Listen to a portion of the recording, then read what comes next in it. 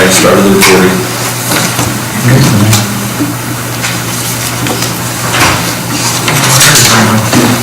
go.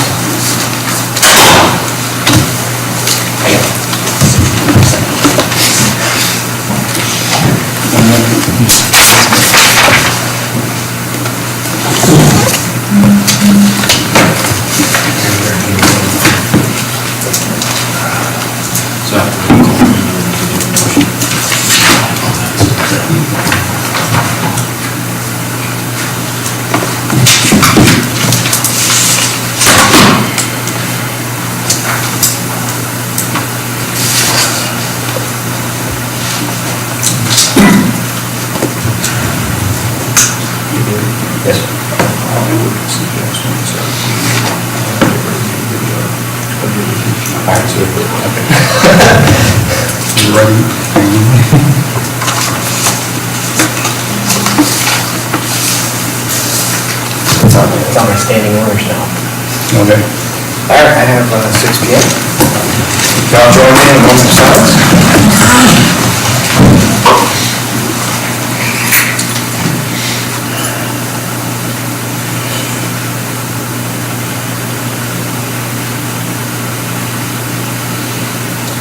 And this evening we have Patrick and the Scouts are with us this evening. And Patrick, would you please lead us in the Pledge of Allegiance? Sure. I pledge allegiance to the flag of the United States of America and to the republic for which it stands, one nation, under God, indivisible, with liberty and justice for all. Thanks, sir. Madam Clerk, you take the roll. Trustee Mann. Here. Trustee Gerger. Present. Trustee Fountain. Here. Trustee Lindhorst. Here. Here, Malvogue. Trustee Mal. Here. Trustee Churchill. Present. Oh, Village President Kimsey. I was getting ready for the public comment. Present. Can I have a motion to allow Trustee Lindhorst to participate remotely? Make that motion. Trustee Scherschels made a motion, second. I'll second. Trustee Mann, second, all in favor? I have a question. I'm sorry, you Did we take a vote already, or Go ahead. is it business? I guess the question is, why is she gone? For work. Okay. Well, that's a legitimate. Now, you're working down there daily or driving back and forth still? Pardon? Are you driving back and forth still, or are you down there permanently? Living? No, bought a house in Chatham. Okay, so you drive back and forth every day? Well, I can, yeah. Okay. I was just curious. Further discussion? All in favor? Aye. Opposed? So moved. All right, public announcements this evening. We'd like to start with Mr. Broomhead, who is proposing an Eagle Scout project. He's been talking with Patrick and I. Hello, Mr. Mayor and Committee. I'd like to thank you guys for allowing me to speak today. My name is Patrick Broomhead. I'm currently a freshman at Greenwood High School, and you may interrupt me anytime for any questions that you may have. Currently, I am a Life Scout in Troop 310 here in Chatham. That is the highest rank you can achieve in Scouts under Eagle, which is the highest. In order to get my Eagle rank, though, there are certain requirements that I must get to accomplish. A few of them are earn several major badges, have a position of leadership in the troop, and as well as patrols. And also, I need a plan to propose an Eagle project, which is what I'm doing here, that helps the community. And I'm also currently my troop quartermaster, and I've been involved in scouting here in Chatham ever since I was in kindergarten. And I'm also very active in my troop when it comes to service projects as well. And in fact, I'm going to be going to one of the southbound rest stops on I-55 to serve free coffee for drivers coming back from Thanksgiving. So I started talking to Mayor Kimsey at the beginning of September about my project, which is going to be building a butterfly garden at the Chatham Cemetery on the north side of West Walnut. And the pros of it being at the cemetery is that it'll have a warm welcome feel to whoever is coming to the cemetery to feel, pray for their loved ones. It'll also beautify the area. Water is readily accessible, so there won't be any trouble with water. And there will be a low maintenance and conservation related project. Now, I was thinking about two 10-foot circles, one on either side of the road. And the plants that I'd be using would be native prairie and including milkweed. Planted in fall, because that's the best time for native plants to be planted. The tools I would supply myself, or I may ask the city for a small amount of personal help, so like tilling the ground for the plants. Now, if I need to fundraise, a few of these that I would do would be car wash, bake sale, or even fundraising at a pizza ranch, because I know they do that. My timeline for this project would be proposing in the fall of this year until spring of next year, and with your permission, of course, because this also needs to be sent off and approved by BSA and my Eagle counselor. So then I'd be doing fundraising in the summer of 2018 and planting the garden in 2018, fall. I'd be looking to be done by fall of 2018 next year as well. So basically, I'm planning on building a butterfly garden at Chatham Cemetery. Again, the pros is a warm, welcoming feel. Water is readily accessible. It is a low maintenance and a conservation related project. Again, Mr. Mayor and the committee, I'd like to thank you for letting me talk. Is there any questions that you guys have? Are we all in agreement that we support Patrick's project? Wish him the best of luck in completing it. Yes, thank you. I will have some papers, but unfortunately I don't have those right now, so I will be coming back for papers for you guys to sign. Other than that, I'd like to thank you. Thank you. Any other public announcements this evening? Hearing done. Public comment? Mr. Greer? Yeah, I wanted to talk about, I guess, the performance audit. I'm not sure what we're going to be covering on that as far as tonight. But I know we've had discussions in previous ones about the timing of the performance audit as it relates to the comprehensive plan, and I know the comprehensive plan is moving forward. So I guess the question is that I'd like to pose to each of you, maybe you can each speak on it tonight, would be your thoughts on whether they should be in parallel, not at all, and whether the Parks and Recreation open space of the comprehensive plan is more or less important than the people and the processes part, which is more of the performance audit, or if you see the two things being different than that, kind of what your thoughts are in terms of the performance audit for each person, so that, you know, we have your idea as far as where you're thinking of. They go in the timeline of the 2 years of the comprehensive plan. Do you see it as not at all parallel at the beginning, towards the middle, or kind of where that fits in, if at all? Also, well, I guess the next one is the CMTU, that's from Committee of the Whole, right? Correct. Okay, so that's my only thing for this department. Want to pitch back down? Lots of different signing, isn't it? We have a separate sheet here. No, one of them is for the comments on the agenda items, and one of them is just general. But that's the same. We'll use it for the same, Yeah, so then I guess there's another sign up usually for the second meeting. I put you down. Yes, ma'am. That works. All right. With no additional public comments on the agenda topics, a motion for the consent agenda on the table. Make a motion. Trustee Miles made a motion, to have a second. Second. Second by trustee Churchill. Comment on minutes or award of warrants? Hearing none. Madam Clerk? Trustee Mann? Yes. Trustee Gerger? Yes. Trustee Fountain? Yes. Trustee Windhorst? Yes. Trustee Mao? Yes. Trustee Churchill? Yes. All right. Item one, under new business. Mr. President, I was going to ask, should we move the performance audit up to old business? Since it's old business, technically. It's also on the committee agenda as well. If we cover it here, we probably don't need to cover it on the committee. I guess my question would be, I assume we're taking no action on that. If that's the case, I would. If it is on the committee of the whole's agenda, then I would say that's probably the better place to discuss it unless there's some sort of action on it. I think we potentially could take action on it tonight. As far as I was understood, we were discussing the issue, not taking action on the issue. That is what your minutes reflect from the committee.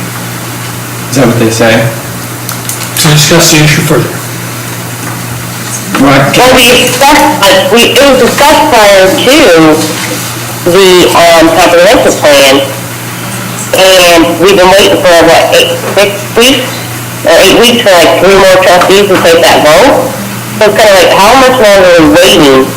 And I think the two complement each other, so it really needs to be voted on together. It's kind of got to that point of, I don't know what's going on, but, Well, I'll move to have it, I'm not done, sorry. I don't like the fact that the discussions are changing into, oh, we don't have money for that, we have money for this, you know, this is what so-and-so's saying. So, I think they complement each other, but I'm kind of done where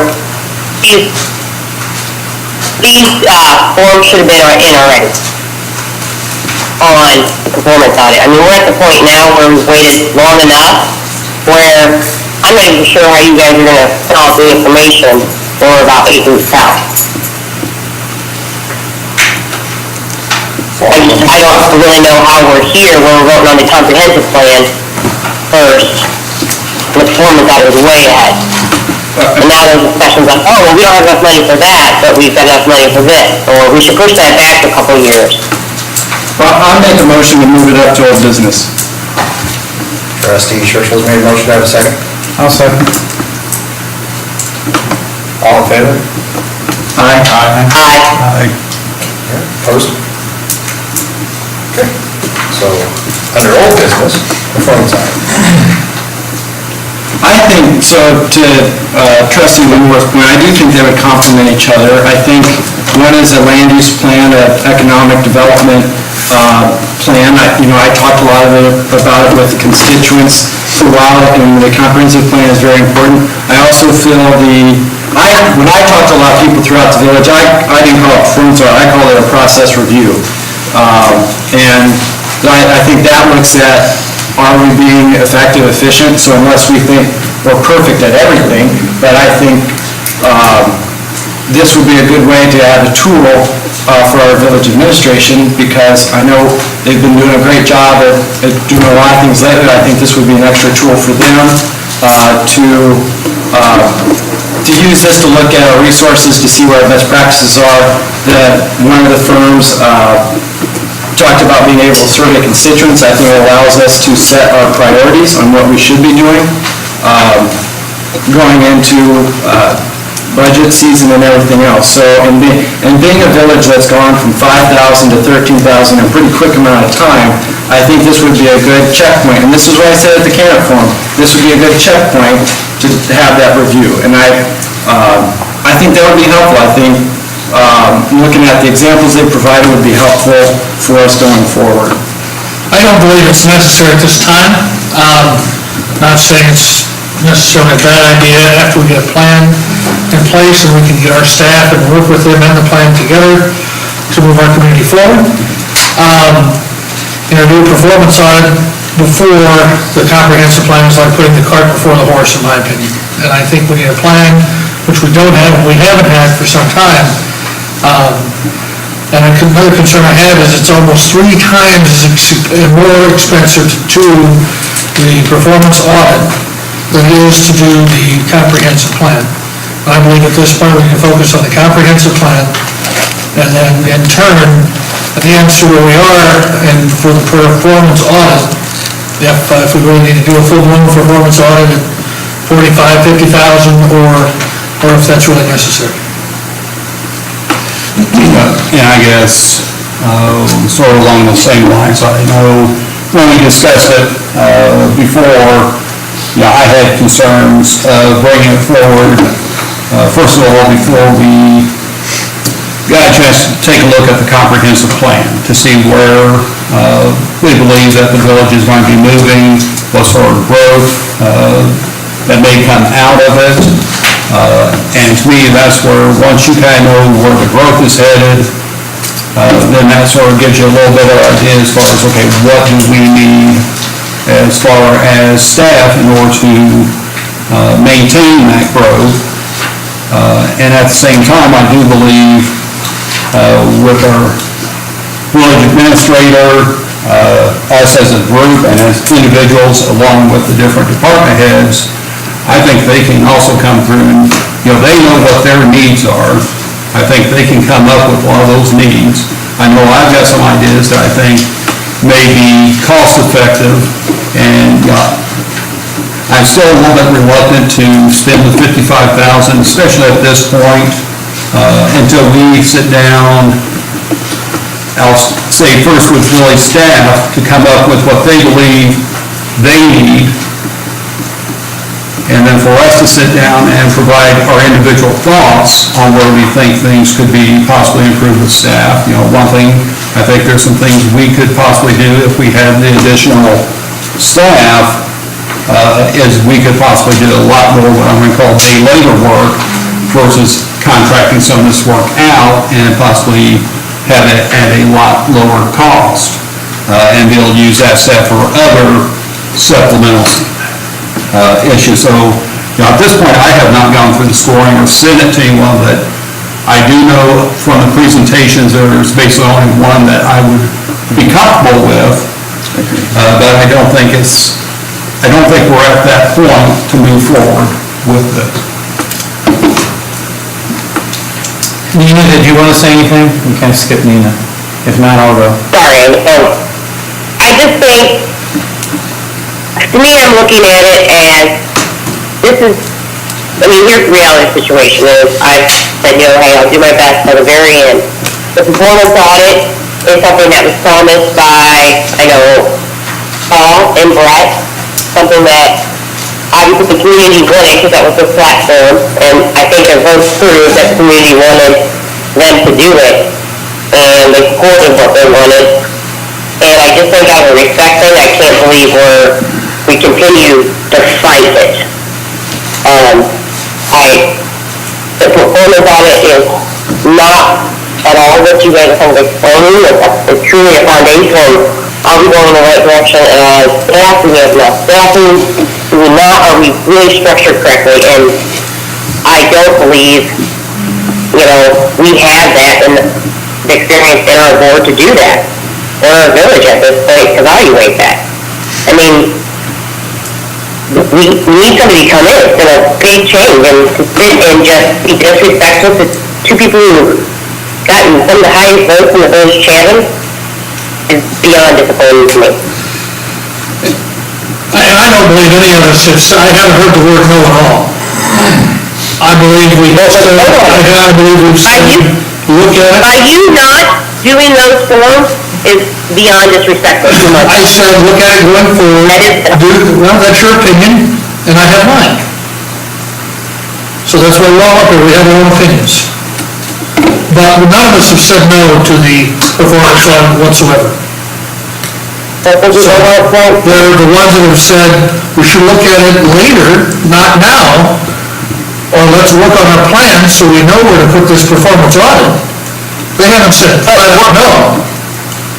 Well, we're going to vote on it tonight. I disagree on that, but we'll see about that, so. All right, well, like Nina said, I'm probably going to abstain from the comprehensive plan unless they're going to be voted on together. Because it's at the point where the things that I've seen and the kind of things that I've already put in place, I'm saying there is no money in the budget, and there's $80,000 budgeted for these plans, and there's plenty of money for that and some left over, the other things. So, we have $80,000 budgeted for a plan. Just because we budgeted that doesn't mean we have to spend it all. That's what some people don't understand, is, we budgeted $1 million for X. That doesn't mean you have to spend $1 million for the project. They don't have to be voted on together, they're two separate total issues. They should be voted on separately. all right, so, like I was going to say, that was one of the main things that I ran on going door to door, was to look at how the village is run and where we're going growth-wise. I think that's both performance audit and comprehensive plan. I think they are synonymous. I think they go hand in hand. If you have inefficiencies when you're small, those inefficiencies are only going to be magnified as you grow. If we could get a good setting to where we should be administratively, how our structure should be, they can work with the comprehensive plan and show how we should look as we grow as well. But that is one of the main things that I ran on, and so did Paul. And it was one of the main things we heard that people wanted and thought was needed.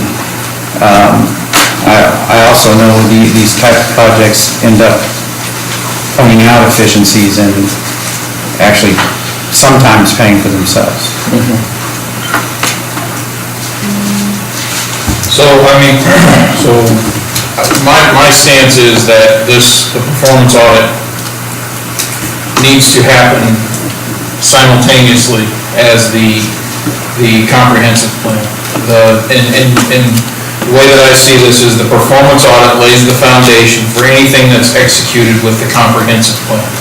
If you don't have the plan for how the village is going to support what needs to happen in the comprehensive plan, then you're failing the staff of the village itself. If we don't give them the tools, if we don't give them a roadmap on how to properly execute their day-to-day processes to be able to implement a comprehensive plan, then we're failing the staff. We need to give them all of the tools possible. And the performance audit is going to take about, if I remember correctly, it's going to take about a year to complete, depending on how things happen. The comprehensive plan is going to take about 24 months to complete.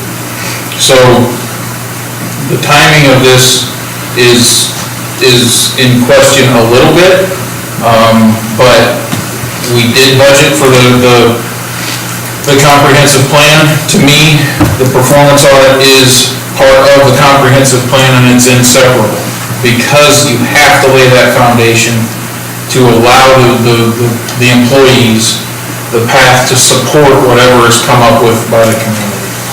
So that's the way I see that. And I guess my question is, until we have that comprehensive plan, or at least a good idea as far as where it's headed, how do you have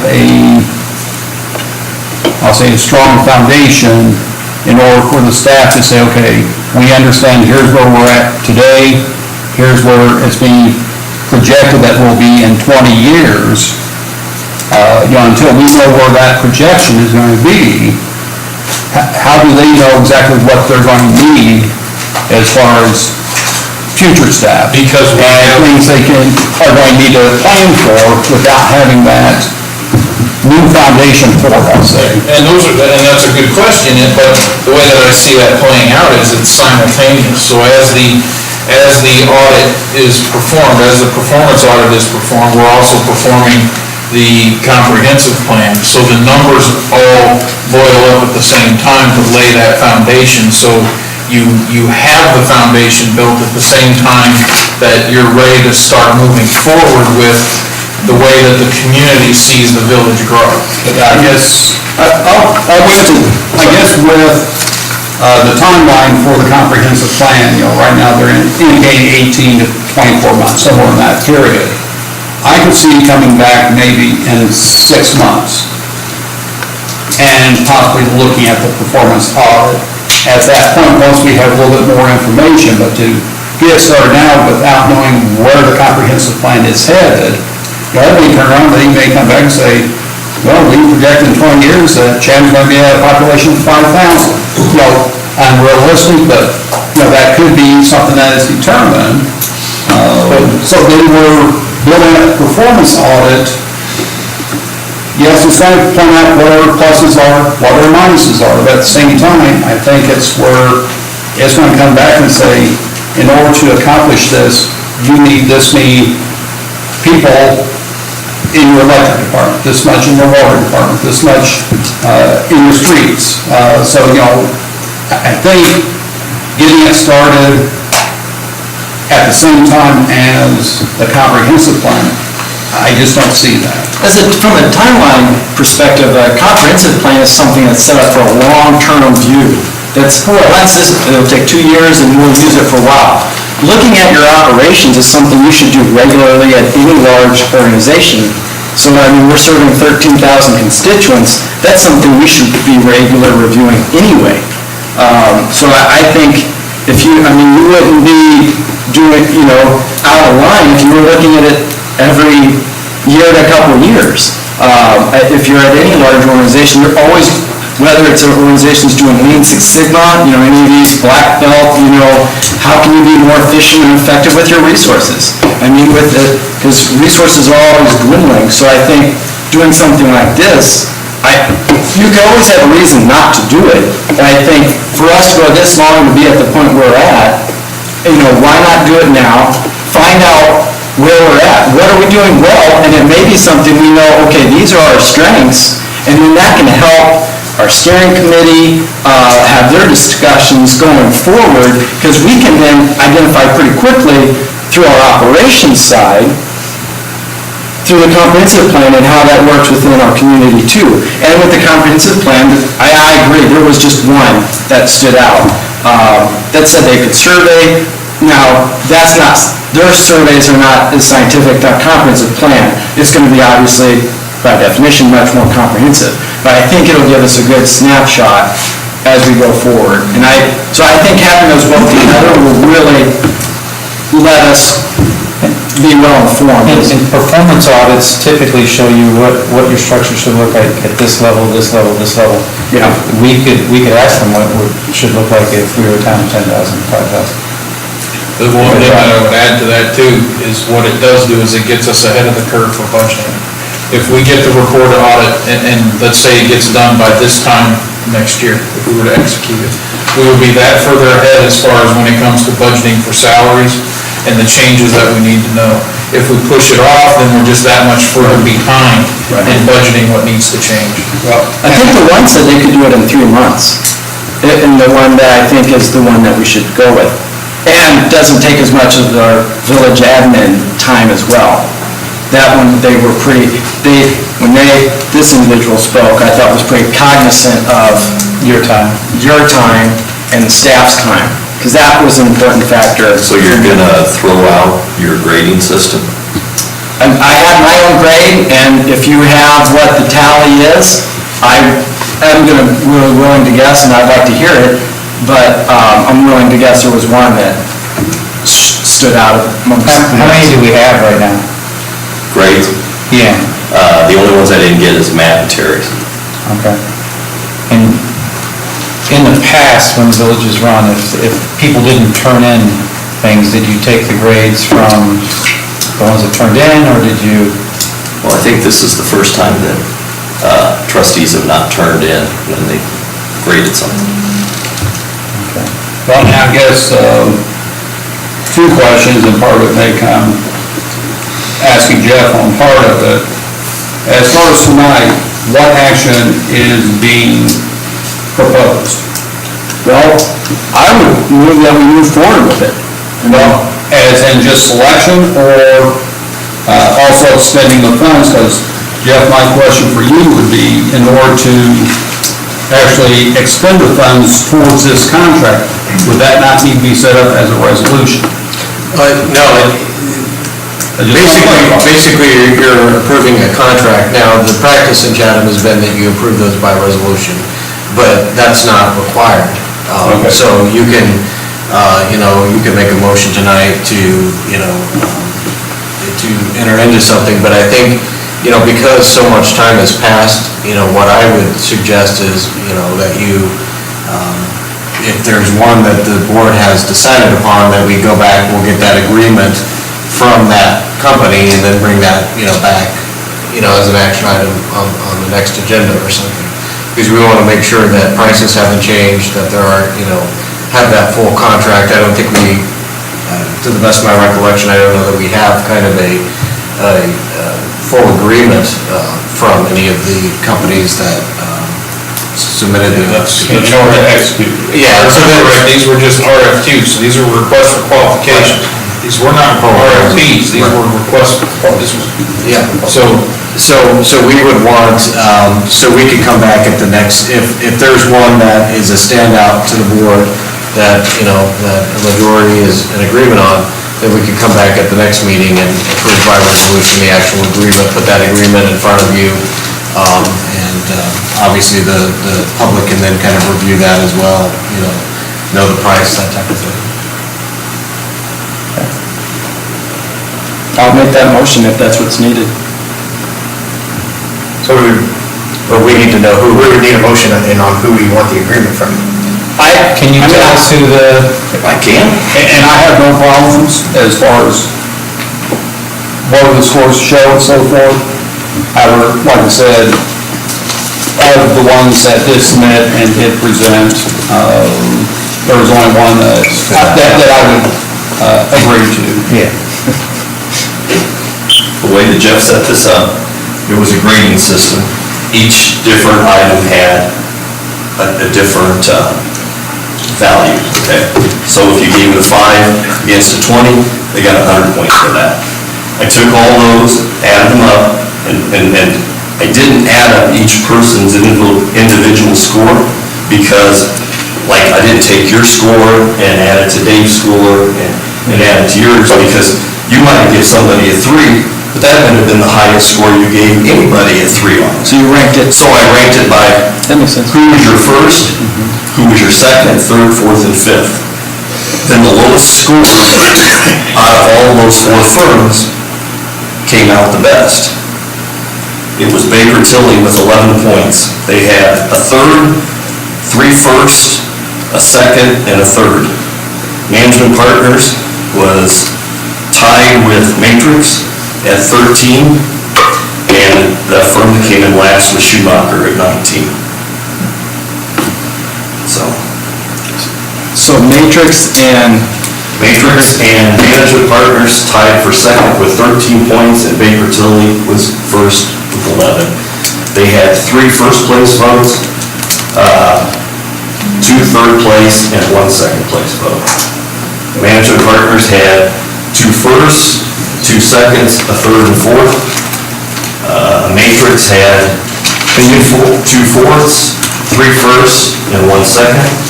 And Schumacher had 3 fourths, 2 thirds, and 1 first. 5 was the highest you could give or the lowest? 5 was the highest you could give, so 5 times whatever the weight value. Like I said, I listed all those there for each person, and then looked and said, okay, who did I rank first? I had Management Partner and Baker Tilly tied. So I put a 1 next to both of them. See, I think I had Matrix at the top. I had Matrix by far. You did, but I had Matrix at the no, Nina, you had, I put it in wrong then. you had Baker Tilly as first. Oh, no. You did. I have your sheets right here.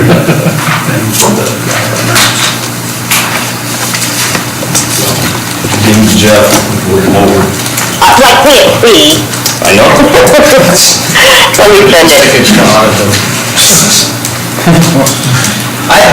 I mean, for me, Matrix was the only one that stood out. I don't know.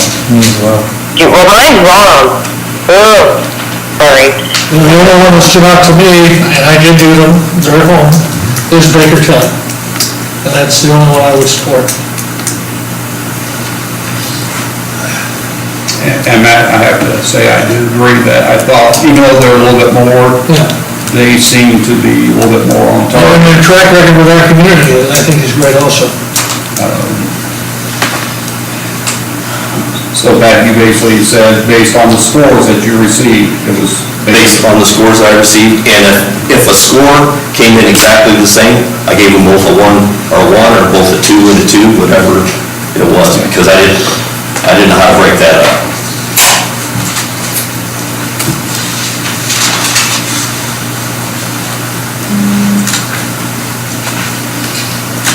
So, if Nina wants to I do, I'm sorry, I'm pull it up. rank, how does that change it? That was not right. I must have put the numbers in wrong. Hold on. I think you guys should postpone this until you get a little more organized. Pardon? Because if that's the case, we'll turn on Baker Tilly tomorrow. If we're allowing switching of things.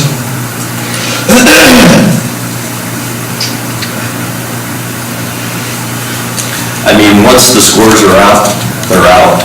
If you allow people to go back and re-vote again, well, you would have people given, some people ones and then the other people fours to turn around and block people. If we're gonna draw a hard line, I would say no more new scoring sheets too then. Draw the line now. No, you read it wrong. You have, when I put the numbers, I graded them in order. Does that make sense? You didn't follow the instructions. I didn't. So I did highest score, you know what I mean? So I gave them, if you look at the total score, I gave them an 85, and everybody else, you know what I'm saying? You look at her sheet. I matrix. So what is max up for really one to make sense? That will make sense of what's the direction. I don't remember, I'd have to look at my sheet, this one, right? You didn't fill it out, man. Mine's at home. We allow you to change your votes, so I get you out of mine. Well, So 20 times 1 is 20. but it looks like it's 20, but it looks like she was trying to give them the full 20 though. Yeah. She did. The high, I tried to do my matrix, yeah, the high Yeah, score. the normal way you do current scoring is you times it. If you look down As a here, it percentage. says use 1 through 5. That's what you put here, times that, and you get the number. When I saw her, that she wrote these down, I assumed she gave this for 1 on all those. Oh, I see what you're saying. That's the only way it was, because if you look at the remainder of the sheet, she gave them 5s and 2s and stuff, so. She did all the other sheets the way that maybe you're supposed to, and she did the first sheet wrong. No, I just gave them higher score. 5's the highest you can give somebody. I know, but the total scores and everything was weighted. I gave them the strongest, so I told them to call me on that. Here's kind of the bottom line. I mean, this is all designed to help, you know, the board come to a conclusion as to who they think the most qualified and the best, you know, person is. Not necessarily the most qualified. You have to consider in price. That's obviously one of the considerations. But all of this is designed to help you guys come to a conclusion as to who you think is the best fit to do this job for the village. So these were tools to kind of help evaluate that. This is not kind of a formal bid process, so to speak. You know, where It's a you're... formal procurement process, you times it, that 20's worth a percentage. Right, exactly. But I guess Yeah. the point here is, these are tools to try to help you come to figure out, because you've got, you know, these 4 different proposals, you've got, you know, 8 different people up here trying to figure out and put some sort of ranking system to it. So somebody could make a motion for one of the people, and you could have a vote on any of them. That's right. Now, if you alternatively, you know, want to, you know, have a couple of the trustees add their scores into this, or, you know, have Nina fix her scores, you know, I think that's something that you can do. But ultimately, it comes down to who do you know, based on the presentations, based on the materials that were submitted, based on the criteria that we outlined in the documents, who do you think is the best, you know, fit and the best proposal? Here's my thought, we all know we elect, and if we go another 4 weeks, we're gonna remember those presentations even less. So, I think since we know that, I mean, this is a helpful tool to use, but, I mean, if that's the case, I would move that we use Matrix. And the only other thing I would suggest is maybe it would be helpful for each I'll make it second. trustee to go through and explain who they thought, you know, was the best and why. It would be the other, see if, you know, there are any, you know, agreements, disagreements, that kind of thing. So far, we've certainly heard Matrix and Baker Tilly, you know, seem to be at the top of the list, so. Well, I will my second. Yes, I moved for Matrix, and the reason why for them is because they're a national organization, they have a satellite office. The individual came up from Edwardsville. They actually had experience in the state of Illinois doing this exact kind of report. The others did not, or they were different styles, and I like the example. So they hit all the boxes in terms of qualifications, experience with the state of Illinois, and doing this kind of audit. Let me get a clarification on the motion, Yeah. because we don't have an agreement to approve. Yeah. So your motion is to get a final agreement from Matrix. Okay. To get, yeah. That final agreement from Matrix for passage in the next meeting. Yep. Correct. Yep. Amy, you play with that? Thank you. Nina, that's still a second? Yeah, sorry. Okay. You can vote, well. So trustee Churchill has made a motion, seconded by trustee Lindhorst for discussion regarding getting a final proposal, final agreement with Matrix. I like Matrix proposal, the price was good, the guy was attentive, he sent 2 or 3 follow-ups. The examples were well put.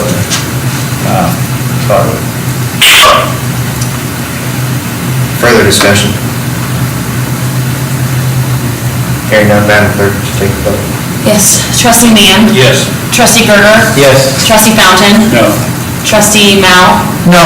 Trustee Churchill? Yes. Trustee Lindhorst? Yes. Moving on to new business. Item 1 is a resolution approving a planning service agreement between the Village of Chatham and the Springfield Sangamon County Regional Planning Commission for the development of comprehensive land use plan.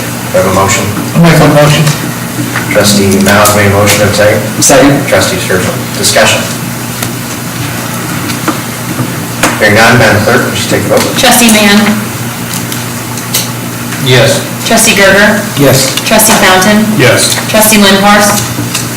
Yes. Trustee Mao? Yes. Trustee Churchill? Yes.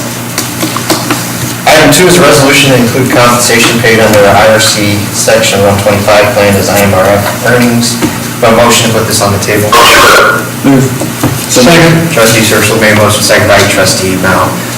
Sherry, do you want me to explain this, or would you like to just come up and get it yourself? Doesn't make a difference to me, I can give it a shot. Okay, well, correct me when I get something wrong. Okay. IMRF has done internal reviews on their paperwork, so part of their audit process this year. One of the items that they discovered is, while we have always treated Section 125 as compensation from IRF, we don't have a formalized document that says that's what our intention is to do. So in part of their review process, they provide us a suggested resolution, which is what you have in front of you, ask us to adopt this so we have the paperwork behind what we're going to do. I get it? Yes. So we've been sending them money without any It's how we're calculating. participating in the plan, without... It's not participating. 125 is the cafeteria plan, so this is employees' deductions for health insurance that they're making for their dependents, goes into the 125 plan. We count that all as compensation. They say they want us to document that, so that As a counts. separate category, separate... It counts as their total Okay. compensation. Can you put it again, Dave? I can move. I don't think so. It's the Apple Anderson deduction, correct? No, It's the deduction on spouse and dependent share. The amounts that an employee has withheld from their paycheck to cover their portion of spouse and dependent care, Essentially cafeteria plan. the cafeteria plan portion. The village typically, and since they've been participating, has included that in the total compensation that they report to IMRF. IMRF says, you can do that, yes, we just want you to have the paperwork that says that's how you're calculating it. Okay, I got you. Okay, further discussion? Madam Clerk? Trustee Mann? Yes. Trustee Gerger? Yes. Trustee Fountain? Yes. Trustee Lindhorst? Yes. Trustee Mao? Yes. Trustee Churchill? Yes. Item 3 on new business is a resolution to support for the Illinois Transportation Enhancement Program, connecting our community by providing accessibility to all proposed project. Do I have a motion? I'll make that motion. Trustee Fountain made a motion. Do I have a second? Second, this is the resolution that goes along with the ITEP grant that Terry has been working so hard on. Thank you, Terry. Yeah, I would like to add, just, I mean, I've watched firsthand on the committee, Terry's knocking this thing out of the ballpark, doing a heck of a lot better job than I know I ever could, so, and working pretty hard at getting this thing straightened out, so, the citizens have a lot coming towards them, and most of it's because of Terry, honestly, so, thank you. Thank you for those comments. With the raging endorsement, do we have any additional comments, questions? Hearing none, Madam Clerk. Trustee Mann? Yes. Trustee Gerger? Yes. Trustee Fountain? Yes. Trustee Linhorst? Yes. Trustee Mao? Yes. Trustee Churchill? Yes. Item 4 under new business is the 2007 property tax levy. We're going to have an estimate of the total levy to put out here. And I'll read these dollar amounts, and then if I can have somebody make a motion to establish these as our estimates. So for the general revenue fund, $440,879. Police protection, $156,476. Insurance, $80,000. Municipal retirement, $85,000. Police pension, $604,307. Debt service on the 2017 bonds, $33,338, for a total estimate levy of $1.4 million. Do I have a motion? So moved. Second. Second. Discussion. Questions or comments about what we're doing? This is the levy estimate. This is the first spot in our real estate tax levy calendar. We have a notice that'll go into the paper at the end of the month. Yes, on Thursday, November 30th is when we will publish the hearing notice. And with the hearing date being occurring on December 12th, Tuesday, right before the village board meeting in which the levy will be passed. Additional. So I would just like to ask, so we're expecting essentially a 14% increase over what we saw last year, is that or better ways, or? The way that we go about establishing this levy every year is we take the assessed value of the village from last year, and then we have to make an estimate of what all the new additions are going to be. We intentionally estimate the additions to our tax rolls higher than where they're going to be, to include all the new property. It's not previously been taxed, so you have to set that estimate higher than what that value is actually going to be. At the beginning of the year, the county and the assessors will go through all their records on what the true assessment is going to be at that point in time. That number will be lower. So while it looks like the taxes are going up 15%, it's not a 15% tax increase to you personally. It's a levy increase to be able to capture all the new construction that happened in the village during the course of the year, to make sure that they come into the tax roll at the full value and they contribute a very proper percentage. Where I was heading with this is 2016, what was the actual increase that we saw? Wow. Let me skip there. I think I do. So down at the bottom, we had estimated in 2016, the number we put in the estimate was just under 1.4 million, and then the actual was just over 1.2. So when they go in and they clean those tax records up and accumulate all that new property into there, that's what sets what the actual assessment's going to be. When all that new value is, the property tax cap is going to limit what any individual's rate can go up. The tax levy setting it, this estimate allows you to capture all the new growth that occurred in the village for the year. Okay. So we were high last year, and then the actual rate that comes down was lower than what was estimated. And we anticipate the same would occur again this year. We're not too far off though. Correct. Yeah, okay, that's basically where I was going with that. Additional? Hearing none, Madam Clerk? Trustee Mann? Yes. Trustee Gerger? Yes. Trustee Fountain? Yes. Trustee Linhorst? Yes. Trustee Mao? Yes. Trustee Churchill? Yes. Okay, she records that as a motion. It's a motion to accept the estimate in those amounts. You have the scheduling. Yes, she's got it. Okay, public comments on general village business. We have nobody on the sign-up sheet, Pat? Is that correct? Is there any additional comment for the board before we adjourn? Okay, schedule of meetings, November 14th, committee of the whole at 6:15. It's me. That's today. Coming attractions, coming soon. Slightly delayed. November 16th, planning commission meets at 6. We canceled that already. That one has been canceled, no business. November 21st, the 88 transition plan at 6. Still going. And November 28th will be the next village board meeting at 6 PM. All meetings here at Municipal Hall. No need for closed session for the that's great. Having no further business, I have a motion to adjourn. Make a motion to adjourn. Second. Trustee Miles, second by trustee Gerger. All in favor? Aye. Opposed? Meeting stands adjourned. All ready?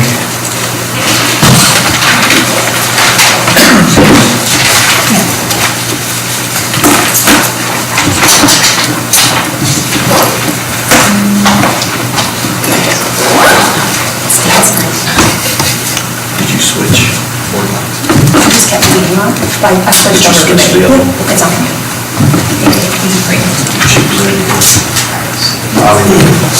Just come over, or just give it all. Yeah, that'd be perfect. Individual. So see if the papers to sign them. Everything's on there. So you go to jail. Those papers that he has, they always go to jail. Okay. Thank you. Okay. Call to order, it's 10 till, 11 till 7. Roll call, please. Okay. Trustee Mann? Here. Trustee Gerger? Present. Trustee Fountain? Here. Trustee Lindhorst? Nina. We'll have to do a motion to get. Thank you. You said now? Trustee Bow? Here. Trustee Searle? Present. Okay. Need a motion to accept trustee Lindhorst in the meeting for work purposes. Trustee Churchill made the motion. I'll second. Trustee Fountain, second. Just doing all in favor. All in favor? Aye. All opposed? Ayes have it. Do I have a motion to accept the, approve the Public minutes? comments. Oh, public comments on agenda time. It's enough for that. Would you like Paul? No, I'm good. Mr. Greer? Yeah, I had some related to, since we had a meeting last night, some follow-ups. One was, we talked at the last meeting about the CWLP valve accident, whether there was some kind of cost billing from CWLP or what that timing frame was. I don't know if you ever got an answer on how long that valve was open, or if you ever did get charged from CWLP for that, or, I don't know, is that still pending, or is somebody? We did not get charged. Okay. So this was open, okay. One of the things I had a question on was for the water discussion. I know it's probably been a year and a half ago when we first started talking about the good, better, best plan and kind of where we were going with that. It seemed like more we're going to be, what is, as far as our water quality, what's the stages? I mean, if we spend X dollars, we're going to have this improvement. If we do this, we're going to have that. That's where I envisioned it, and I think quite a few other people envisioned it. I know when Paul Packelhofer sent an email to Mayor Kinsey a month or so ago, he got a different kind of good, better, best response, more of, we're already there, and we have some minor tweaks, but it seemed like there's no, okay, we know that Dan Held says we're going to have to replace our filters, probably by next summer possibly even. They're end of life. That's going to be a cost. We know we're going to have to expand in size unless we're going to supplement with CWLP. That's a cost. That's kind of what I envisioned was a good, better, best, but also, is there different technologies, and now we go to improve, that we should be using for our filters? Are we going to replace like for like? I thought that was kind of more what the good, better, best was, the direction it was headed was, to get the quality water that we expected in the original place, it would cost this. To get 80% of that, it would cost this. To replace those filters that are going to be due next year, it's going to, so, and I don't know if that's where Lee Bloom and them are headed. At the last meeting, it seemed like they were kind of moving that way. I don't know if you've got any updates from him yet on any of those numbers, or if they'll get the meeting next week. We do not, that's why we hope to have Lee there, but he's away on business. So I've asked Pat to confirm when he can be there, and then we'll schedule the next meeting. Those are the exact type of questions we'll ask. Okay. That's okay. All right. Okay. Any more? There's nobody written down, but bless you, I think. Is there anybody else that has any public comments that did not sign it? Okay, hearing none, move on to the consent agenda. Do I have a motion to approve the minutes? So moved. Do I have a second? I'll second it. So Trustee Churchill moved to accept the minutes of the October 24th committee of the whole meeting, and Trustee Fountain seconded. All those in favor? Aye. All those opposed? The ayes have it. Old business, a resolution approving an agreement with Sundown One for multimedia upgrades to the Village Hall boardroom. Yeah, so I'm actually going to motion to table this for now. I've got some reservations on one of the key components to this. I did some additional research over the last week or so, and the portion of this system that will provide the live streaming, we kind of talked to him about this, Pat, but after doing some research, this is actually, I don't know if this is a bad thing or a good thing, but that's what I need to figure out. There's a subscription service assigned to this system, and from the initial research I'm doing, it could end up costing us as much as $2,400 a year for that subscription. May not be a bad thing, but I'm not willing to put my name behind it and say it's a good thing either, so I want to do some more research on that and see if there's another way we can do it that won't cost us that for, Well, if it's proprietary that works with the system, that might be the reason that we have to go that route. Correct. Instead of having to do a bunch of other, jump through hoops to get it on YouTube. Yep, absolutely, and that's it would be worth it if it makes everybody's life easier, but I want to make sure, and I'm not sure, so I want to table this and give myself some more time to look at it. Got a motion to table this, do I have a second? I'll second. Mr. Mann's motion to table. Who was the first? Mann. Well, I don't know if you have. Yeah, I don't Because you're not taking action, so it has to be. Let's take it, we'll table it. Yeah, it's just discussion items. Performance audit, we discussed. No business. Next is ITEP and ADA transition plan updates. There's the ICAP. I know Pat, Mayor Kimsey, myself, and Roger Driscoll, who's with Crawford Murphy and Tilly, met last week to discuss some various items on how to continue approaching this application to try to make it as strong as possible, since it is a very well sought after funding program, and typically you'll see maybe 1 in 5 projects get funded, so we want to kind of take a look. So I think we're all somewhat in agreement, and as it progresses, we'll probably end up meeting again as a final review with the applications due 1st of December. As far as the ADA, I do hope that come next committee of the whole in December, we will have part of the transition plan ready for review by the board to see if we're in the right direction with the language that we've got being proposed, and it'll be something we'll be discussing next Tuesday. See if the committee, ADA committee, is also good with the proposed language, so that will be forthcoming. Thank you. Any discussion? Next is new business, CMT engineering updates. Ken? I got a couple of items just to run through here, bring everyone up to speed, but We're winding down on our MFT program. Oak Brook Avenue was completed, open to traffic, and that was done ahead of schedule, under budget. Contractor was able to complete that work in 2 weeks. 1 week for one half of the roadway, 1 week for the other half of the roadway. Got a lot of positive feedback from the adjacent property owners and people that travel through that, so good improvement for the village, roadway that should last quite a while.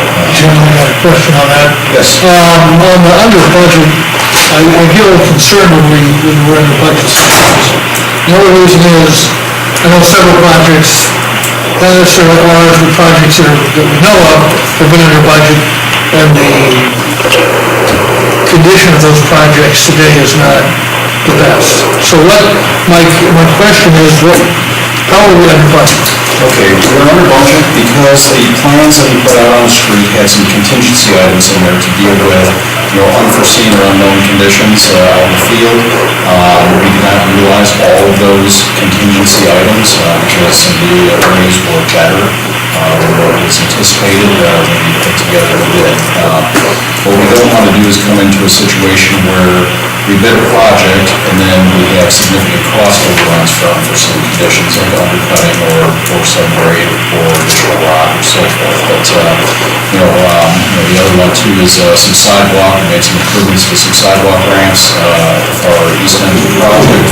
The number of panels or squares of sidewalk needed to meet the ADA grades and requirements did not require us to remove as much sidewalk as what was originally quoted in the contract to deal with those contingencies. So that's really what we're dealing with. It's not a shortfall or skimping on anything. It's just simply we did not use everything that we had in there for contingency.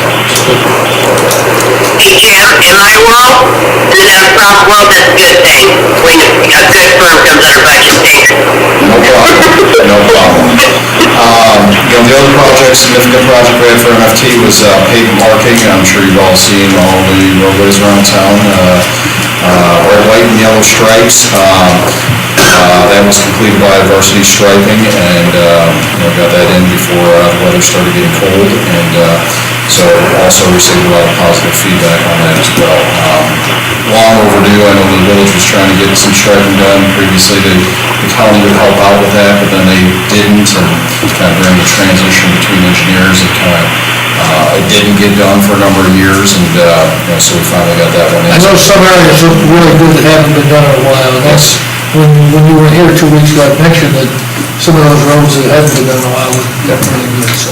Then another one that we added in there was, we ended up striping the town square as well, coordinated with the street superintendent, Barry Dees, and able to squeeze that in while varsity striping was still in town and had some availability. So, once again, most of that parking striping was pretty much non-existent. And Jim, I assume whether it's village staff or CMT staff, we'll be taking a look at that again in the springtime. And if I forget exactly how the specification reads, that would require the contractor to come back and repair, depending on the amount of damage or the amount of loss. I assume that is planned. Yep, and we'll take a look at that. A couple of other things that we were able to add into the MFT program. We replaced the sidewalk ramps at the Plummer Boulevard bridge structure. Those had settled throughout the years and were temporarily patched in with asphalt, and some of them had settled more than probably 9-10 inches. So rebuilt, reconstructed to meet ADA grade requirements. The other thing that we did on that was put in a barrier curb on the back side of those ramps to prevent any off-tracking of either motorized vehicles or people stepping off on that ledge and rolling down to the creek area. So that completed, and the other one is added some patching at long-term again, just south of Plummer Boulevard, and we're able to complete that under the MFT program this year. Now, was there some, and maybe I'm wrong, but just driving the road, Gordon from about Hurstbourne to the end of Village Line, was there quite a bit of, it just seemed that there was quite a bit of patching there, was that? We grade graded that, took the crown out of it, and then used millings to recoat that road. Looks pretty nice, doesn't it? It's not That was our road crews that did all not that. as rough either, so. Really nice. Yeah. The striping is very much appreciated. Yes. It's crazy sometimes. So, next item on there, tank painting. We received back, coordinated out in the field, and received back preliminary reports from Dixon Engineering on evaluation of the condition and conditions that we need to deal with in terms of pulling together the bid package for the repainting of the ground storage tank and the elevated tank. The significant findings are that confirm some of the things that we suspected is both of them do contain lead paint, so that will, factor into the containment system for the paint removal during that process, but that's something that we had anticipated, just more of a confirmation item. And Jim, I assume that's strictly on the outside? That is on the outside, correct. The inspection was also done on the inside of the tank, although both tanks were coated in the not-so-distant past. We did do an inspection on the inside because both facilities will be drained during the exterior recoating.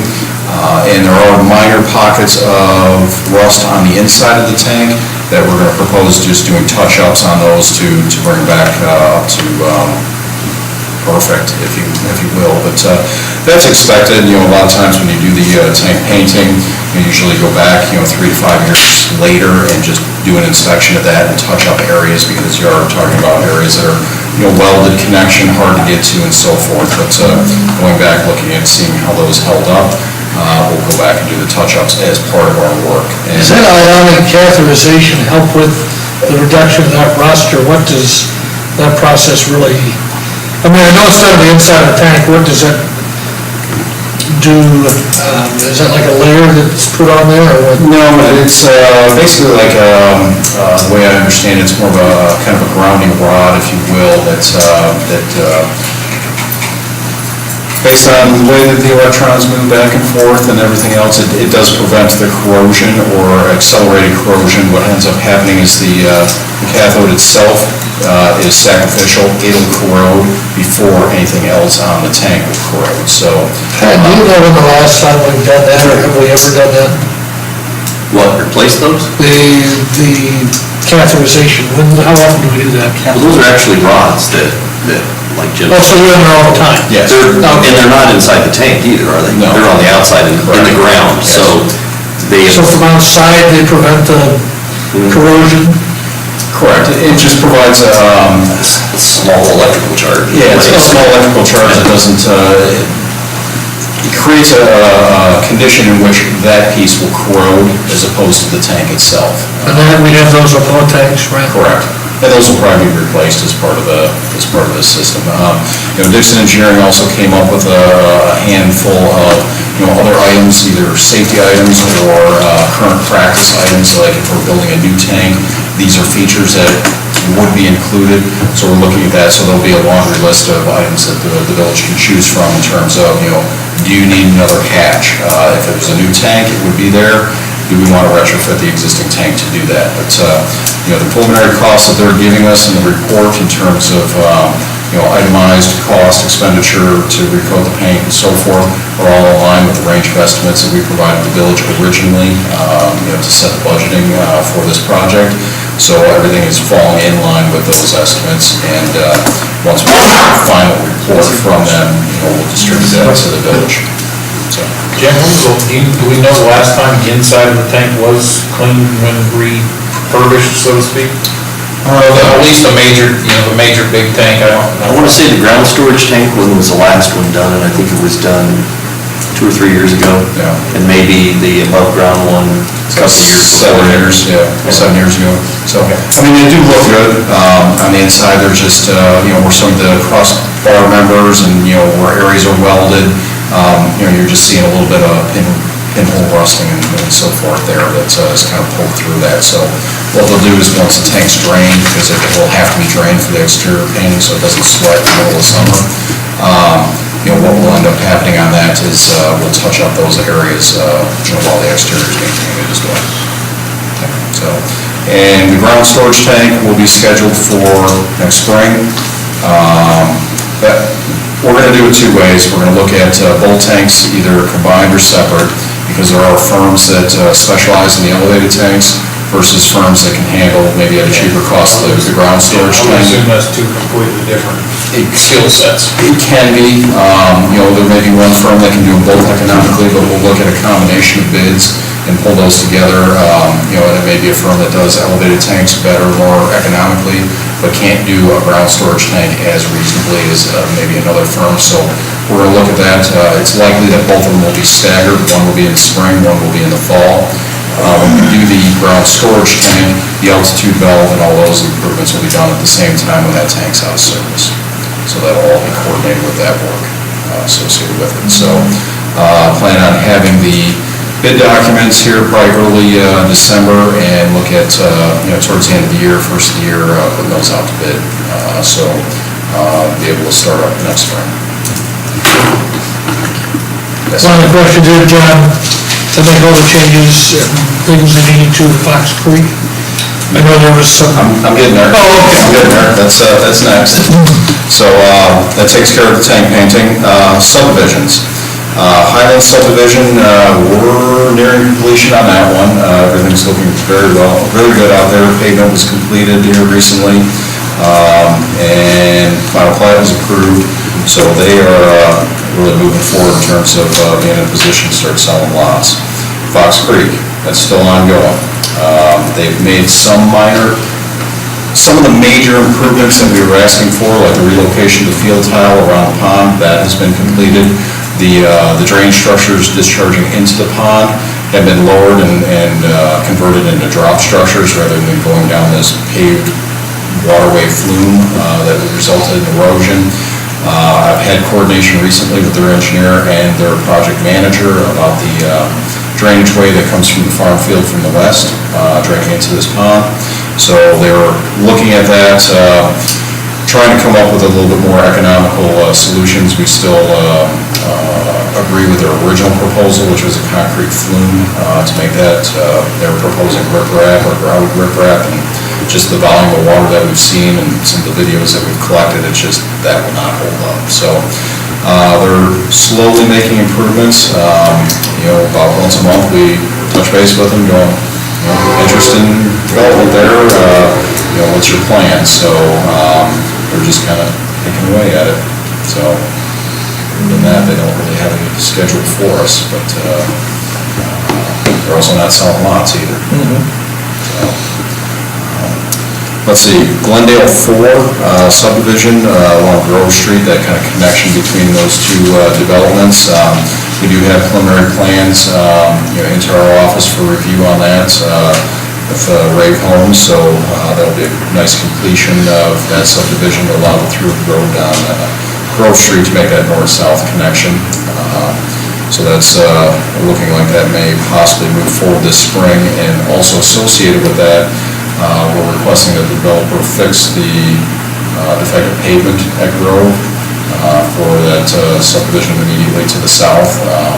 So that will be part of that improvement and will be at the front end of that improvement as well. So as soon as they mobilize, the agreement is that they need to fix the roadway first, and then they can start up on the development for Glendale 4. But they've included the plans for that pavement removal replacement as part of the Glendale 4 subdivision.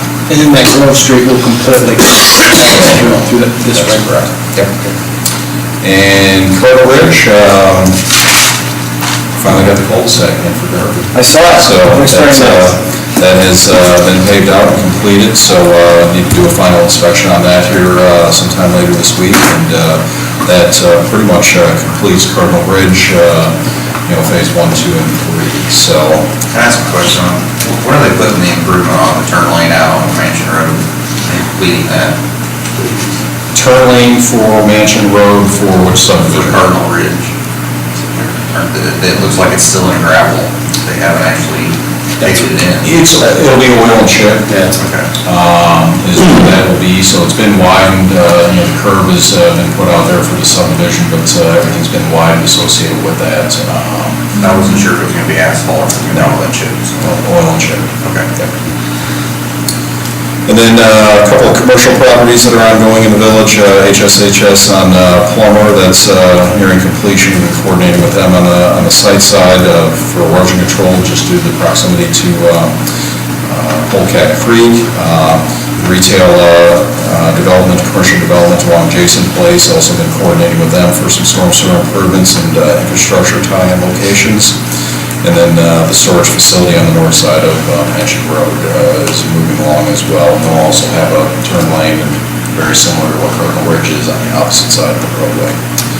And then last one that I have here is been coordinating with the village, Pat in general, is a while back, the village was approached by a farmer that owns some property back up behind the village garage and wanted to do some drainage improvements. And as part of doing those drainage improvements, it really forced us to look at, well, what are the drainage conditions to the park, and where does this tie into? Because all the improvements that this guy wants to do all drain to the park. And, we all know that there's issues associated with the park. So it's kind of brought that more to light in terms of, what can we do with the park? How do we get that, to, function a little bit better in terms of drainage? How do we get that to work a little bit better instead of having these just, wet areas that all the grass dies out on, and, how do we get that water through there, or control the water that goes through there from the system that currently drains through the park area. And one of the things that was brought up is the farm field that's immediately in front of the village garage area owned by the village, and possibly looking at that as a recreational pond area. And so I guess that's been talked about, off and on in the past in terms of making that more of a village park area, recreational facility, having a small parking area and so forth there. But digging that area out and using that as both recreational, but serving as stormwater control for a majority of that drainage area that goes into the park area. The other thing too that can help coordinate is a lot of the drainage up and down South Main Street that either cuts behind and discharges into the park, just overland, or when you see a high intensity event, you see all of those roadside ditches full of water over the roadway system as well. So maybe directing some of that to that pond facility to help knock off that peak and better control the water that does get to the park area. So that's something that was thrown out there. We've kind of talked back and forth a little bit about it, just conceptually, and Pat has asked that we maybe take a little bit further look at that and come up with a proposal to do something at that location. I guess the other question and issue is behind, and I don't think you can turn it to make it go to the pond, but the issues of the water and what I would call mess, it's not a new issue, but that is behind the homes. Where am I at? Parkview Estates. Parkview Estates. Yeah, this will capture all the water before it gets to Parkview Estates. So that's another benefit. I was going to point that out when Jim got done. But that should help Parkview Estates out quite a bit. But the biggest issue is everybody, or I think everybody knows, is the park is a bunch of broken farm tiles. Yes. And that's the biggest issue. But as we know, when it does flood, it does have a lot of water. You can see the big holes that it leaves in the park or in the ditches, because that's where all those brooks have been over the years. And we did extensive repairs in that area last year, but there's nothing saying that 100 foot down farther, you might have as many breaks next year the same. Now, when you do we can take some of the pressure off of it by capturing it and containing it in a pond upstream. Maybe it'll give it a little bit more life. Now, when you do the tiling now, do you use the big black piping, or do you still use the tile, or, what's? They don't use clay tile. No.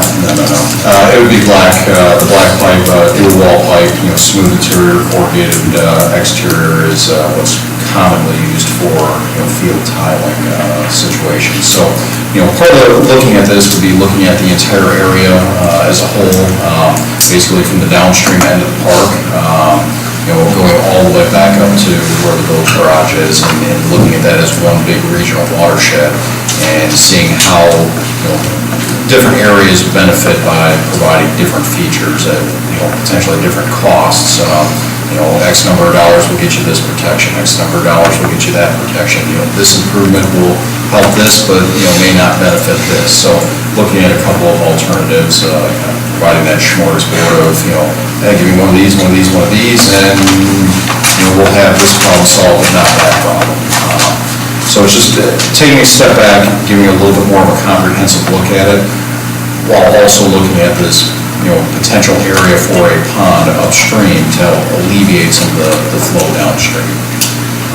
Because it does come through both ways, one through the Village Garage area, then the other one behind Parkview. If we can intercept some of that from this gentleman's farm field, and it's not going back around the railroad and then coming through Parkview and going directly into the park area, if we can get that through a pond and mitigate that a little bit better, it'll mitigate the issues within the park. I was at the Parks and Rec committee meeting last night, and they were talking about that area, and they were wondering if there was going to be any extra space by the proposed recreational pond. So, Space for what? well, I want to speak, I turned on, if Joe's probably going to come and talk to you, but they were talking about a dog park in different areas, so they were kind of wondering if there would be any extra space there. It's like 7 acres back there. It's a good size area. It's not gonna be, I don't think that whole area will be pond. There was just something I was talking about, so you don't hear that asked, so it sounds like it wouldn't fit, but Rolla was wondering. And the hope is to get, pull together a plan that, a feasible plan that has some benefits, not only from the park standpoint, but, to alleviate some drainage downstream, and then, maybe partner up with, some of the community partners, maybe help out in terms of, either funding of that or equipment or something else to help make that go, because the amount of pond that you have to dig, it's going to be quite a hole and quite a amount of dirt to place somewhere. And maybe it's, someone's in need of a borrow pit area where they're willing to excavate that for free or limited cost.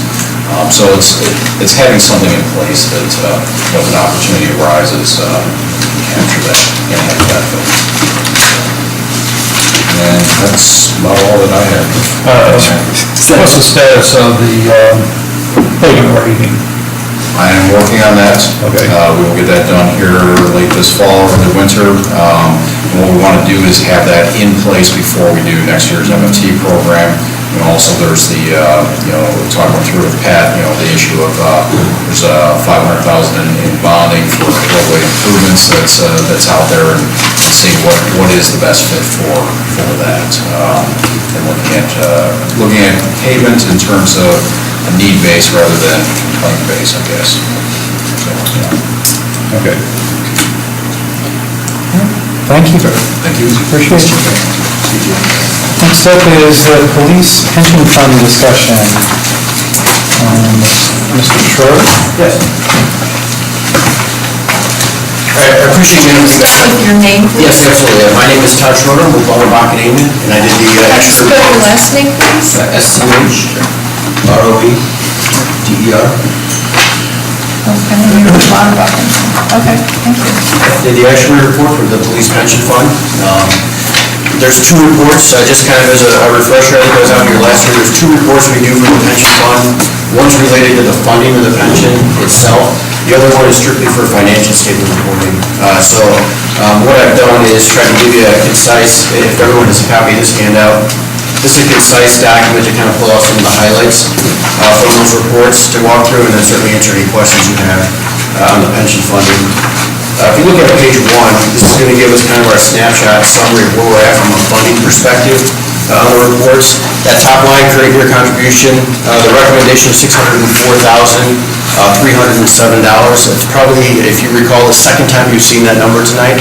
That number also showed up in the 2017 property tax levy estimate earlier for the police pension fund. Last year's number was $531,000, so it's an increase of about $70,000. And we've got a page we'll get to in a minute that walks through the different factors that affect the contribution from year to year, so you can see where the increases came in from year to year. Before we get to there, your Right now, about 57% funded in the pension fund, with about $5 million of unfunded liability. And the current makeup of the fund, 16 active members, and when I say current, this is as of fiscal year end, so as of April 30th, 2017, we've got 16 active members and 6 folks who are receiving payments from the pension fund. I'm going to skip, page 2 is going to be in your audit. This is a statement of the changes in your assets for the year, so I'll skip past that. That's your straight value of assets. On page 3, one of the things we try to do each year is give you a little look ahead as well, and what we're preparing for as we're doing this funding and coming up with these figures. Benefit payments for fiscal 17 were about $310,000. In 5 years, when we're standing here, we're expecting that number to be closer to between $480,000 and $500,000. That's going out from the pension fund. The main expense is the benefit payments, and in 10 years, we're probably looking at $775,000 to $800,000 going out on an annual basis. So the retiree group will continue to grow over time. We'll be adding folks in that are going to be receiving payments, and so that's what we're funding towards. That's why we're building up this pension fund. I have a question, I guess, what, and, you know, I'm not a CPA or know anything about this, but what, now, you know, it says expected benefit payments in 5 years, 482, now, why wouldn't, I mean, the expected benefit payment in 10 years be essentially double that of 5 years prior? The way we look at it, and this is the expected annual amount going out, so what we do is we look at the current population of active members and the assumptions that we have as to when they might retire, or the possibility they might go on disability and start receiving those payments, or those different factors. So it's really dependent on the group. You might have, let's say, more people that could go in the next 5 years than could go in the next 10 years. So it's specific to your population and when we expect them to retire and start drawing.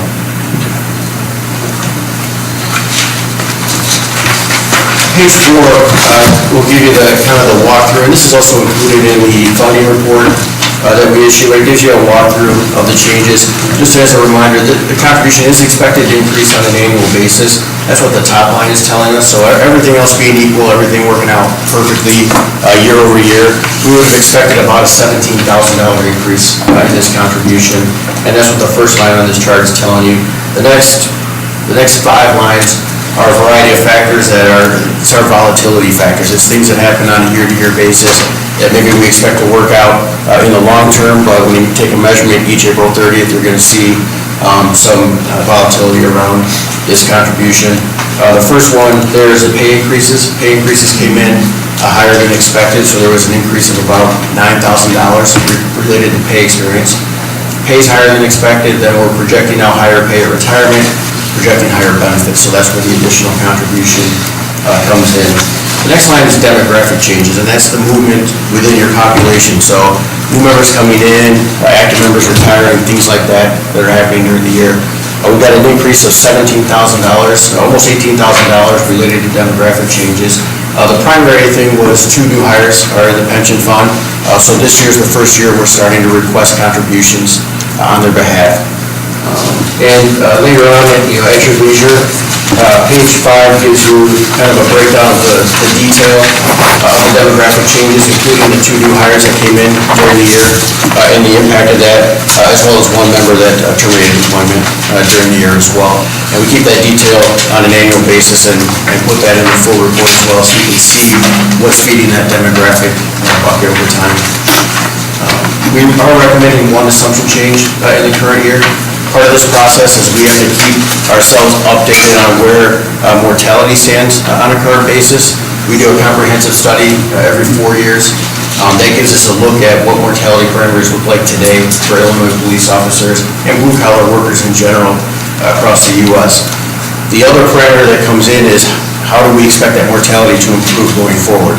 In this process, that's the 1 assumption that we know. When we get new data 10 years from now, we know what direction those rates are going to move. It's going to tell us that people are living longer. We just are trying to get a gauge on the magnitude. The Society of Actuaries releases a study every year that gives us parameters for projecting how mortality might improve going forward. In their last year's report, we had their update from 2014. Subsequent to that, they've issued a 2015, they've issued a 2016 as well. We're not going to chase this necessarily every single year and try to change this on an annual basis. But between 2014 and 2016, they did gather 5 new years' worth of information from the Social Security Administration. So in 2014, they were current through 2009 in their data gathering. They got themselves caught up to 2014 with the release of the 2016 rates. So we're recommending we go ahead and input the 2016 mortality improvement factors because it's based on 5 new years' worth of data, even though it's a 2-year, technically a 2-year update in their study. That's the $15,000 increase in the middle of the page. The next line is the investment experience for the fund. Just as a reminder, when we look at investment experience for funding purposes, we're really taking a long-term view of this. We know the market's going to be volatile on a year-by-year basis, so the impact on your contribution in the current year is really based on a rolling 5-year history of the investment experience. So for fiscal 17, the return on assets was higher than the expected rate of return on assets for the pension fund. But again, the impact on this contribution is really based on a 5-year rolling period. So the benefits from the higher returns this year, some of that we're going to take in this year, and some of that we're going to take in the next 4 years as well.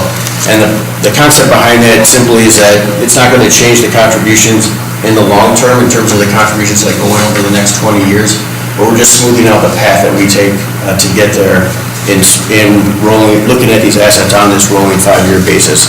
Every year we'll hopefully have some good and some bad that are kind of counteracting each other as part of this process. And Todd, just to clarify, 2015 was the year that we were trying to play catch-up. So the impact on the contribution from that is $12,000. That's the $12,342 listed on that page.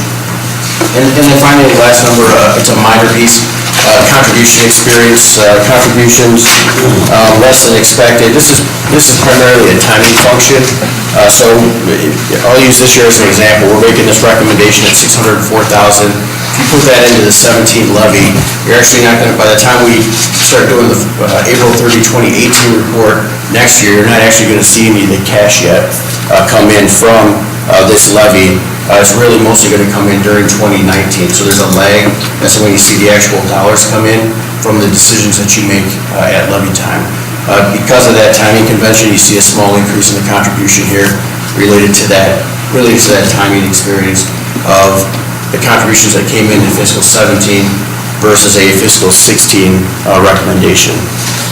If you look at the financial statement reporting side of things, there is a schedule in there that keeps track of contributions versus recommended contributions.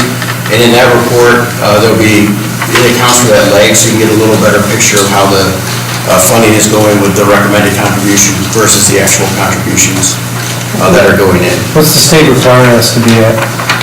State requirement is to be 90% funded by the year 2040. These recommendations are, let me just double check.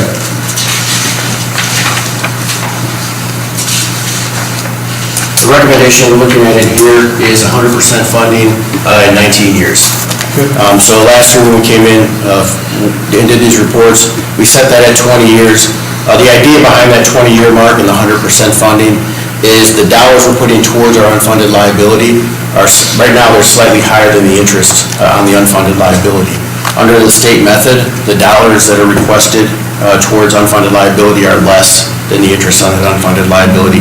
Meaning if everything works out perfectly, our unfunded liability still grows because we're not covering that interest on that portion. So yeah, we have 100% funding target in that $600,000 number. Do you know when the last time the state looked at our books? This year? Was it this year? They had a pension fund audit. Good. That means we're done for a while. April. We got the report over December. Good. And theoretically, they do that every 3 years, but it's not been every 3 years, so. If you look at page 6, I won't walk through that one in detail. It looks a lot like page 4. The difference is, folks are interested in funded percentage as well, so we give you the same changes, what happened from last year to this year, but we do it on a funded percentage basis rather than on a contribution basis. So that's what the look on page 6 is giving you. And page 7, we give you a quick snapshot of what it looks like on the financial statements, and you'll see a little more detail on this as part of the audit. The net pension liability, the $5.3 million number you see there is part of the entity-wide financial statements. It's really the Government Accounting Standards Board way of saying unfunded liability. So they look at unfunded liability on a market value basis. I will say, in terms of the way the Government Accounting Standards Board forces us to look at this, we start with the unfunded liability of the pension fund, then we're required to look at the cash flows moving forward. So the expected dollars coming in the pension fund from contributions and investment earnings, and the expected dollars going out from benefit payments and expenses. If we take that look forward and we spin it forward for your closed group of employees you have right now, and the dollars going in are not sufficient to cover the dollars going out, we would be required to show a higher liability than this $5.3 million on the financial statement. So the $5.3 million here is really the minimum amount that you could show this year.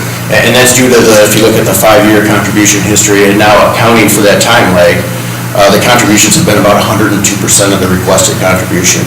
So you're funding towards 100% target, the dollars have been going in there, so our dollars are expected to cover future benefit payments, keeping this liability at least at the minimum level that it could be at as part of the accounting process that we have to go through for that. Any questions on the results? Appreciate it. Thank you. Thank you. Next on new business, Village of Chatham financial audit.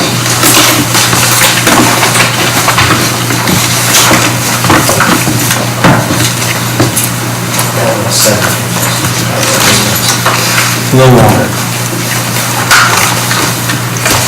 Hi, I'm Chad Lucas with partner with Sickage, and Brent Lake is our audit manager with me today. Could you just, got Chad Lucas, L-U-C-A-S? Correct. And the company? Sickage, S-I-K-I-C-H.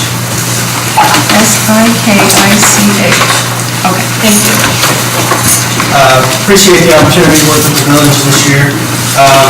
You have 3 documents in front of you, and I'll just quickly go through the documents and be happy to try and answer any questions you may have. The first item is the comprehensive annual financial report. It's a large document. This is a little bit different than prior audit reports that you've seen. This is the first year that you're submitting your audit report to the Government Finance Officers Association. They have a certificate of achievement program for financial reporting, and so this will be the first year that you send that to the GFOA program. Essentially what this is, the difference is that the report is what's known as a comprehensive report. It includes a couple of new sections over and above basic audit requirements, basic financial statement requirements. Those sections are the introductory section that includes a transmittal letter and an org chart and things like that. The transmittal letter includes some background information about the village, some historical information. And then at the end are statistical schedules, and there's 10 years worth of trend information on different categories, revenues, debt, demographics. So it's a good presentation of some trend information that would be good going forward. So I'll first just kind of quickly go through the items in here. After the introductory section is the basic financial statements. And starting on page 1 is the independent auditor's report. This is really the only item in the report that's the auditors.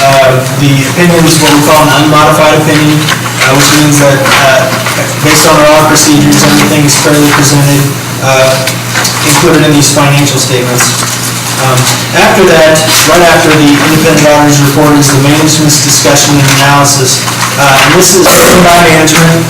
It's got comparative information from last year to this year, and some discussion about why things increased and decreased, or stayed the same. So that's really kind of a good condensed information, some condensed financial information, and some discussion and analysis about the financial numbers that are presented. After that is the, starting on page 4 and 5 are the, what we refer to as the government-wide statements, and Todd mentioned this in his presentation just a minute ago. These financial statements, this is your balance sheet, essentially all your assets less your liabilities equal your net position. Page 4 has all the assets and the deferred outflows of resources. These statements include capital assets, net of depreciation. Also included in that is infrastructure items of the village.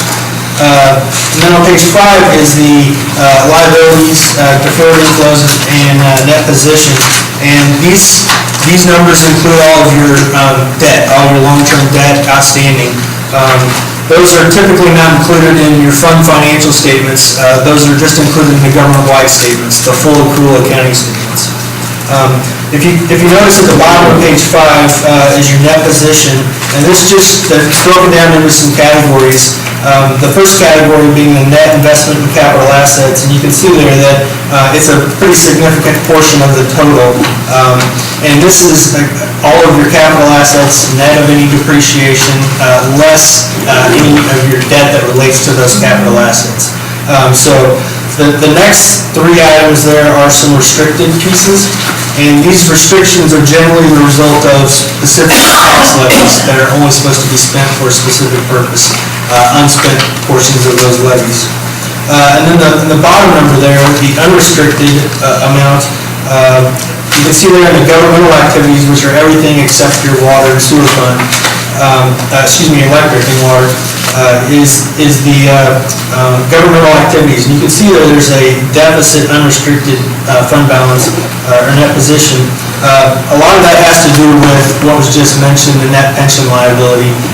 You can see up in the middle of the page, there's approximately between IMRF and the police pension, there's approximately $6.3 million of net pension liability. If you skip over to turn to page 6 there, this is the statement of activities, and this is kind of an unusual presentation in that up at the top you start with expenses of the various functions, and you read across and you can see that there's charges for services, operating grants and contributions, and capital grants and contributions. Then you come to a net number, and then when you read down you can see that the bottom section includes your general tax levy information, all your revenues that cover some of those deficit balances that from above. One thing that I do want to point out here is that if you look kind of 5 lines from the bottom, the change in net position, you can see that your net position did improve significantly this year, both in your governmental activities and in your business type activities. The governmental type activities of $2.6 million, a lot of that related to capital contributions from your developers, infrastructure that is contributed to the village by the developers, and that number is up in the capital grants and contributions section of approximately $3 million.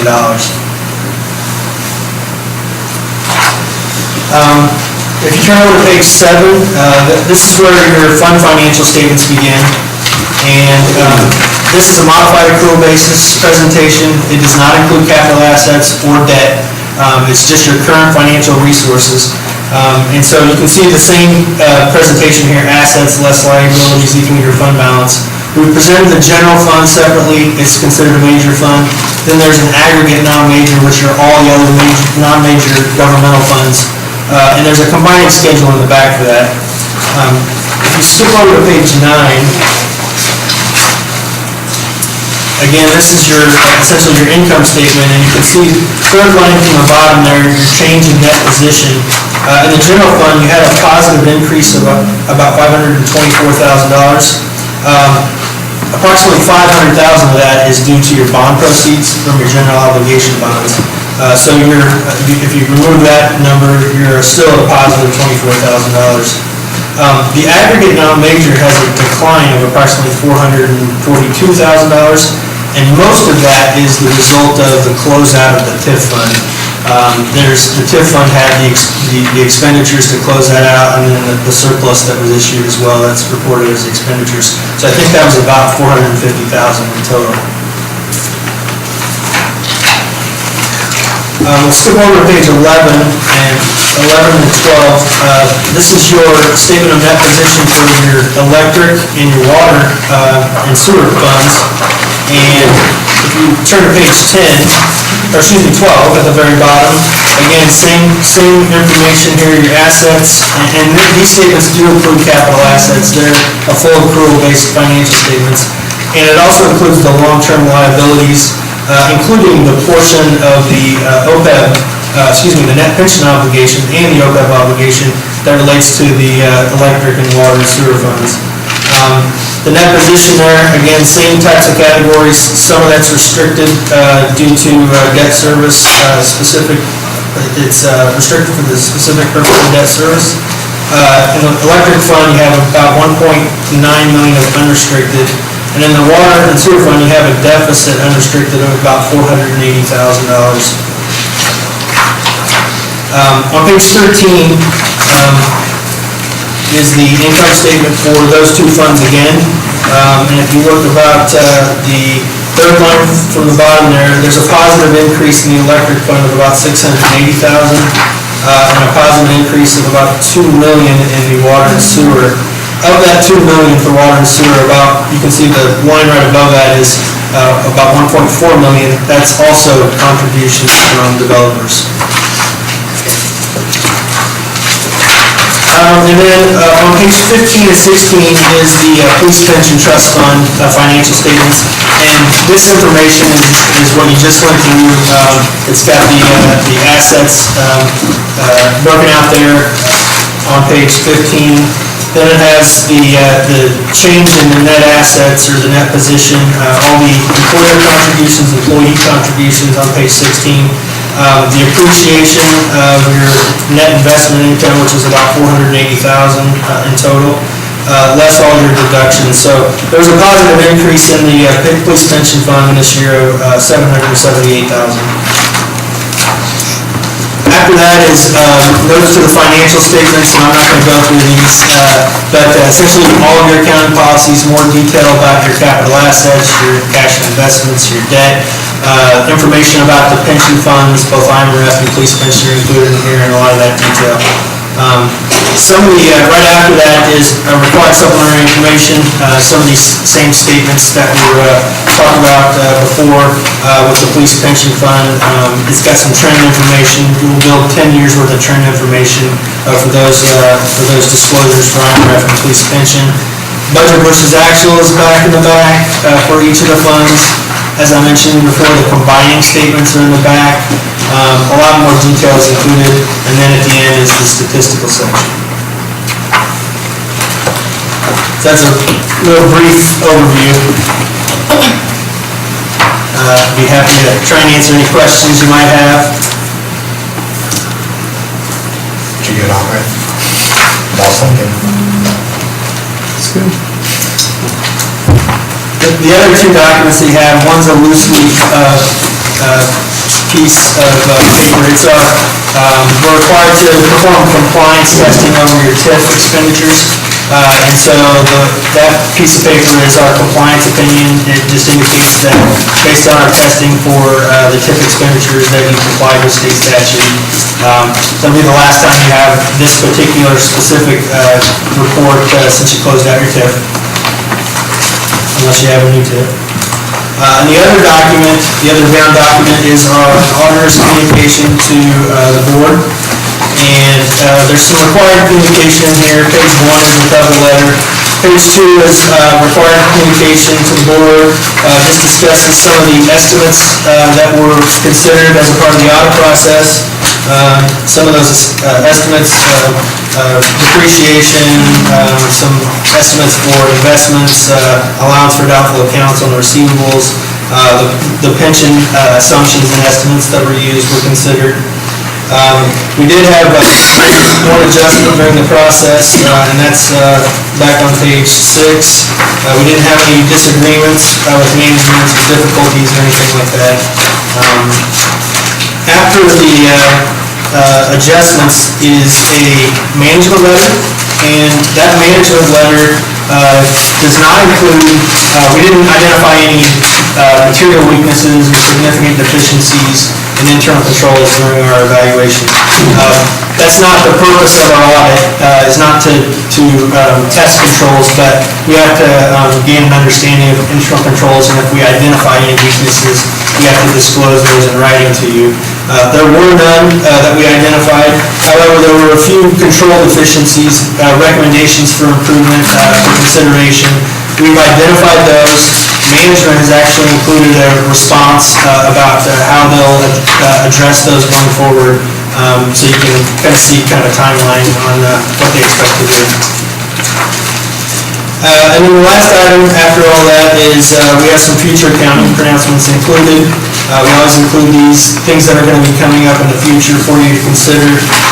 One of the items, a big item that you'll need to consider is GASB statement number 75, which deals with other post-employment benefit obligations and the liabilities associated with those, similar to GASB 68 a few years ago, where we had to include those liabilities on the face of your financial statements. Currently, that obligation, that unfunded OPEB obligation, isn't included on the face of this financial statements. It's just included in the no disclosures and the required supplementary information. But that will be effective April 30th, 2019, so that'll be a change that'll be coming up then.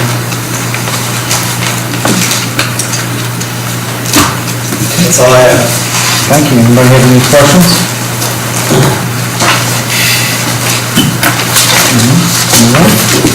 Thank you, Alan.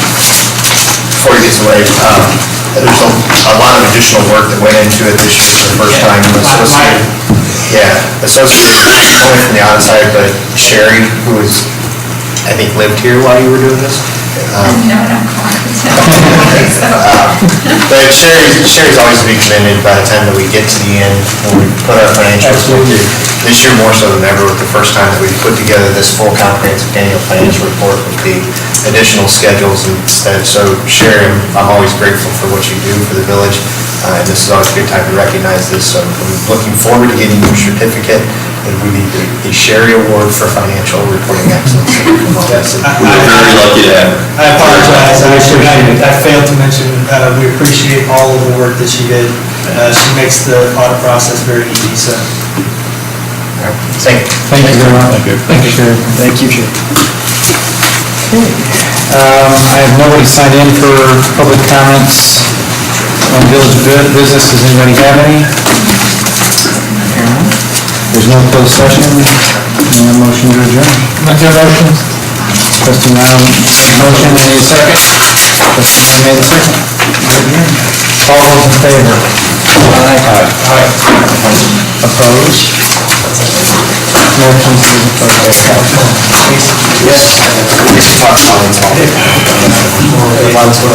This doesn't